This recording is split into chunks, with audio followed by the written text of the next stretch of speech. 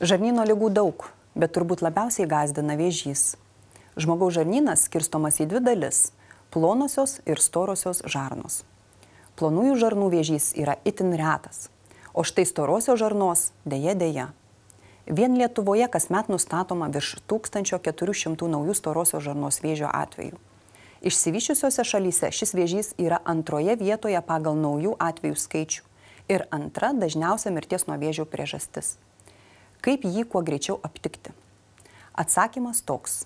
Jeigu pastebėjote bent vieną iš vėžį galinčių pranašauti simptomų, ar pasikeitė tuštinimasis, viduriai užkietėjo arba atvirkščiai norisi dažnai eiti į tualetą, bet pavyksta padaryti po nedaug, ar išmatose atsirado kraujo, jos tapo juodos kaip degutas, ar skauda pilvą, ar jaučiate nuolatinį nuovargį, kuo skubiau pas gydytoją.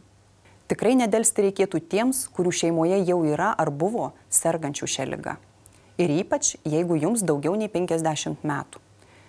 Kuo ankstyvesnėje stadijoje vėžys bus rastas, tuo lengviau išgydysite. Pavyzdžiui, pasveiks 90% tų, kuriems liga nustatyta pirmos stadijos. Yra keli būdai vėžiui diagnozuoti, bet tiksliausias – kolonoskopija. Specialus ilgas instrumentas leidžia gydytojui apžiūrėti visą storąją žarną. Žarnynas prieš procedūrą turi būti tuščias. Čia gali pagelbėti vidurius laisvinantys vaistai, klizmutė ir vienos dienos nevalgymas. Jūs paguldys ant šonų, jeigu reikia, suleis raminamųjų vaistų. Viskas užtruks apie 20–30 minučių.